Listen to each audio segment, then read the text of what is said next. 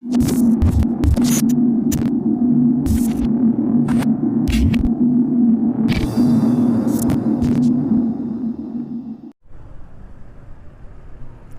guys, selamat pagi dan salam sejahtera bagi kita semua. Kembali lagi bersama channel saya Bernard Motovlog. Oke, teman-teman, di hari Minggu ini saya sedikit sunmori ya, keliling kota Kediri. Di kali ini saya membawa motor CB150R. Kenapa saya membawa ini? Soalnya kemarin untuk motor saya KLX-nya itu agak sedikit trouble, jadi untuk saat ini posisinya masih di bengkel ya teman-teman. Oke, di sini saya akan sedikit membahas tentang motor ini, motor Honda CB150R ini. Dan untuk kelebihan pertama dari motor ini adalah chassisnya ya teman-teman. Jadi untuk CB150R ini punya chassis baru. Chassisnya ini membuat CB150R ini menurut saya punya handling dan jauh lebih rugged dibanding Honda CB150R yang versi pertamanya itu yang dulu ya teman-teman. Jadi di bagian depan motor ini juga punya suspensinya teleskopik ya yang di depan, dan untuk yang di belakang itu memakai model suspensi monoshock rolling.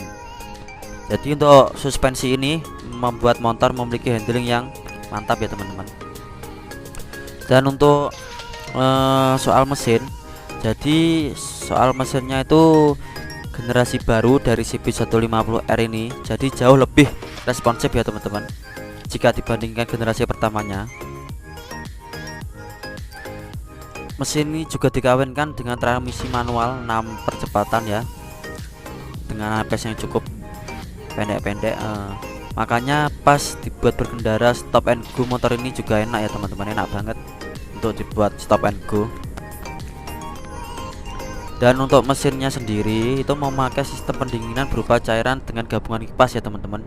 Jadi jika mesin sudah mencapai batas panas yang ditentukan, maka kipas akan menyala sendiri otomatis teman-teman.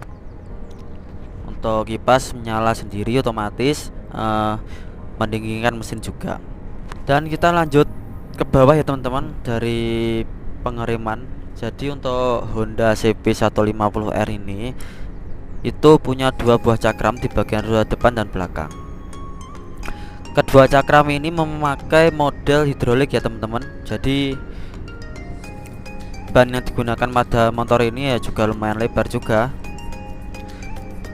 Kalau depan itu pakai ring 17 in dengan ukuran bannya itu 100/80 ya teman-teman, dan untuk bagian belakang juga 17 in dengan ban ukuran 130/70.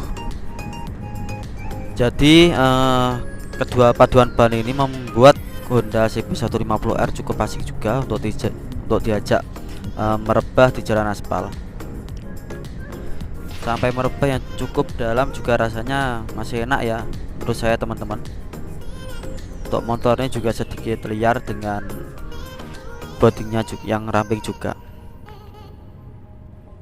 Jadi saya simpulkan untuk fiturnya adalah lampu depan memakai LED, terus instrumen cluster digital, velg juga lebar, suspensi rolling, chassisnya teralis, dan untuk cakramnya 2 buah di bagian rodanya ya. Tapi ada tapinya ya teman-teman, sayangnya hanya itu saja fitur yang dimiliki oleh motor sport naked sekelas Honda ini. Terlebih untuk lampunya ya teman-teman, yang LED itu berwarna putih. Jadi kalau malam dan terkena hujan itu untuk pandangan cahaya dari motornya tidak terlalu terlihat jelas, bahkan cukup menyulitkan pandangan kalau hujan deras ya teman-teman. Selain itu untuk motor ini juga tidak memiliki engine shut off ya teman-teman. Jadi sehingga untuk mematikan mesin harus melalui anak kunci yang ada di bagian tengah ini. Jadi untuk motor ini tidak ada engine shut off nya.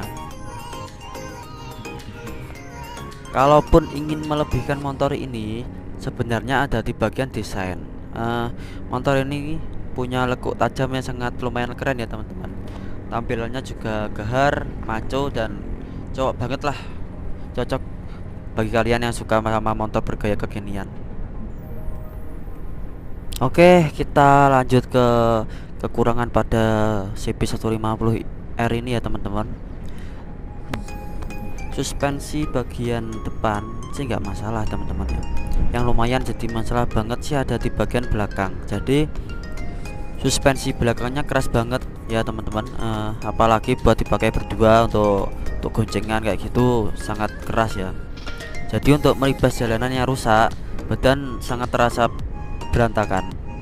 Kalau dibawa sendiri sih rasanya masih lumayan enak. Tapi kalau udah boncengan, rasanya nggak nyaman ya teman-teman. Soalnya suspensi yang belakang itu agak keras. Terus kekurangan yang kedua dari CB150R ini ada di bagian as roda belakang yang kadang suka macet teman-teman. Emang untuk bagian yang satu ini bisa digantikan dengan mudah dan kurang lebih harganya sendiri cukup murah. Tapi bagian ini menjadi salah satu bagian yang cukup menurut saya ringkih dari CB150R ini teman-teman. Untuk generasi sebelumnya sih untuk kekurangan Honda CB150R adalah bagian fitting. Fitting lampu yang gampang banget kebakar. Kenapa kok gampang kebakar? Soalnya fitting lampu Honda CB150R ini punya ukuran watt yang sangat besar ya teman-teman. Untuk wattnya juga sangat besar. Sedangkan lampunya punya ukuran watt yang lebih besar dibanding fittingnya. Jadi hal ini menyebabkan fitting menjadi panas dan menjadi terbakar alias lumer kayak pisang coklat. Jadi untuk mengantisipasi ini, jadi teman-teman bisa menggantikan ukuran lampu dengan watt yang lebih kecil, atau mungkin menggantikan fitting lampu dengan kualitas yang jauh lebih baik ya teman-teman.